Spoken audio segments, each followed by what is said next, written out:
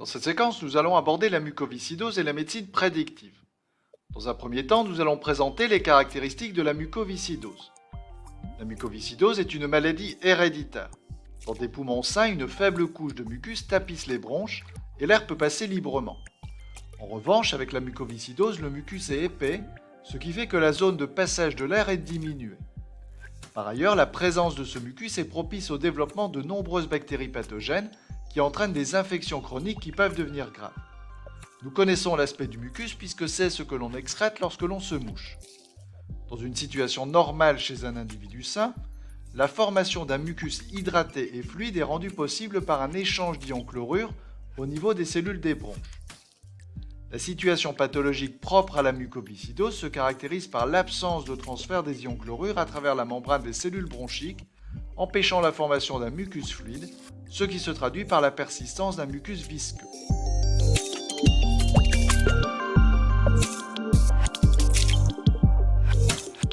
Le schéma qui est présenté ici permet d'appréhender les étapes qui permettent la formation d'un mucus fluide chez un individu sain. Dans le noyau des cellules des bronches, le gène CFTR va s'exprimer, permettant la production de la protéine CFTR. Celle-ci joue un rôle de canal au niveau de la membrane plasmique de la cellule, permettant les échanges d'ions chlorure à l'origine de la formation d'un mucus fluide, garant de poumons sains. Comment peut-on expliquer la production d'une protéine CFTR non fonctionnelle chez les individus atteints de mucoviscidose ? Grâce à l'exploitation des fonctionnalités du logiciel Anagène, on peut comparer les gènes et protéines CFTR chez des individus sains et des patients atteints de mucoviscidose. La comparaison des séquences de nucléotides du gène CFTR normal et CFTR muté met en évidence la présence de mutations génétiques correspondant à la délétion, c'est-à-dire la suppression de 3 nucléotides. Cette mutation est connue sous le nom de mutation delta F508. Cette mutation a des conséquences sur la protéine CFTR synthétisée. En effet, on constate une disparition de l'acide aminé phénylalanine, ce qui entraîne un décalage de tous les acides aminés suivants dans la protéine CFTR mutée. La protéine CFTR mutée ne peut donc plus assurer son rôle dans le transfert des ions chlorure, ce qui conduit à la production d'un mucus visqueux.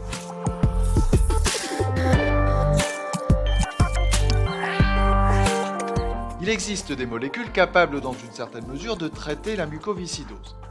Il s'agit soit du lumacaftor qui permet la multiplication de la protéine CFTR, soit de l'ivacaftor qui permet l'ouverture de la protéine canal.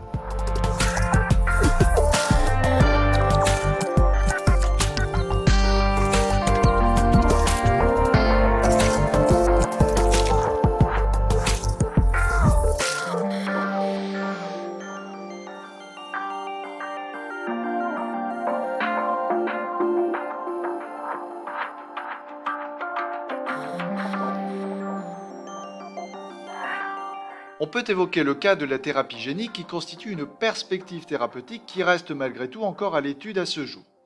La thérapie génique consiste à utiliser un gène CFTR fonctionnel que l'on va introduire dans un vecteur, par exemple un virus qui va pouvoir transférer ce gène fonctionnel dans les cellules déficientes au cours de son cycle d'infection virale. Si cette technique fonctionne bien in vitro, on constate malheureusement un taux d'échec assez important in vivo.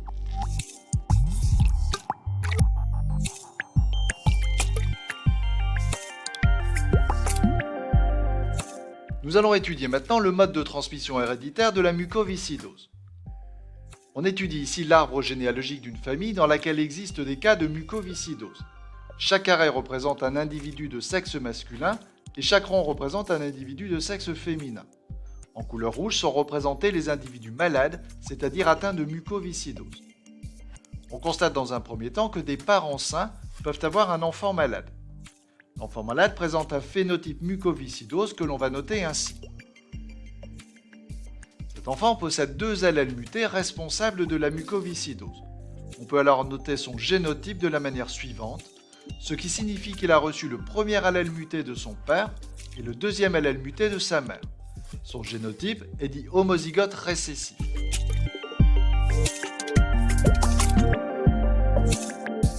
Le père présente un phénotype sain, mais il est vecteur d'un allèle muté. Il possède donc un génotype hétérozygote, composé d'un allèle sain et d'un allèle muté. Il s'agit de la même chose pour la mère.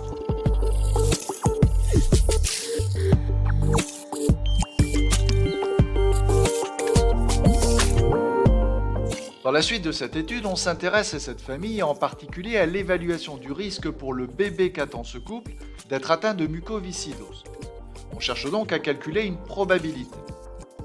On sait que les deux parents présentent tous les deux un phénotype sain. Dans la mesure où le père est issu d'une famille dans laquelle il existe des cas de mucoviscidose, il y a un risque que le père soit vecteur d'un allèle muté. Cela peut être aussi le cas de sa femme et dans une moindre mesure, puisqu'elle vient d'une famille dans laquelle il n'y a pas de cas avérés de mucoviscidose. D'une manière générale, on s'interroge sur le génotype de ces deux parents. Sont-ils hétérozygotes ou homozygotes sains ?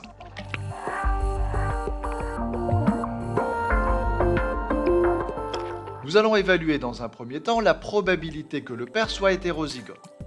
Nous devons revenir pour cela aux allèles potentiellement transmis par ses parents 1 et 2 que l'on appellera les grands-parents. On sait qu'ils sont tous deux hétérozygotes, c'est-à-dire qu'ils peuvent chacun transmettre soit l'allèle sain, soit l'allèle muté. On présente dans ce tableau les différentes combinaisons possibles entre les gamètes des grands-parents.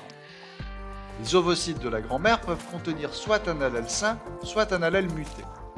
C'est la même chose pour les spermatozoïdes du grand-père. La rencontre aléatoire d'un ovocyte et d'un spermatozoïde donne une chance sur 4 d'être homozygote sain, une chance sur 4 d'être homozygote muté et 2 chances sur 4 d'être hétérozygote. Mais on sait que le père n'est pas atteint de mucoviscidose et qu'il ne peut donc pas posséder un génotype homozygote muté. Il faut donc supprimer de notre calcul de probabilité ce cas de figure. Dans cette situation, la probabilité pour le père d'être hétérozygote est donc de 2 chances sur 3.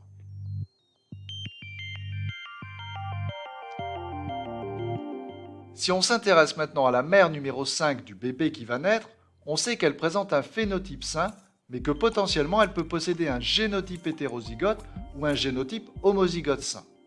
Cette dame vient d'une famille dans laquelle il n'existe pas de cas avérés de mucoviscidose. Par conséquent, sa probabilité d'être hétérozygote sans antécédents familiaux est de 1 chance sur 40, correspondant à la probabilité dans la population française. On va donc s'intéresser au cas du bébé qui va naître. Quelle est la probabilité que le fœtus soit atteint de mucoviscidose, c'est-à-dire quelle est la probabilité que son génotype soit homozygote muté ? On va partir du principe que chacun de ses parents est hétérozygote, c'est-à-dire capable de transmettre soit un allèle sain, soit un allèle muté. Dans ce cas de figure, il existe une possibilité de génotype homozygote muté. Sa probabilité est de 1 sur 4. Si on tient maintenant compte de la probabilité du père d'être hétérozygote et de la probabilité de la mère d'être hétérozygote, alors la probabilité que le fœtus soit homozygote pour l'allèle muté est la suivante. P est égal à 2 tiers, c'est-à-dire la probabilité du père d'être hétérozygote, multiplié par 1 sur 40, c'est-à-dire la probabilité de la mère d'être hétérozygote, multiplié par 1 sur 4, c'est-à-dire la probabilité que le fœtus récupère les 2 allèles mutés de ses parents. La probabilité est donc de 0,0042, soit 0,42%.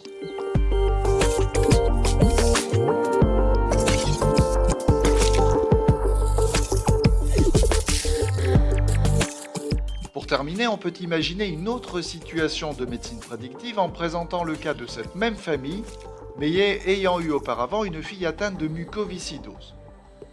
Dans ce cas, on sait que les parents sont tous les deux hétérozygotes, donc capables de transmettre potentiellement chacun un allèle muté au bébé qui va naître.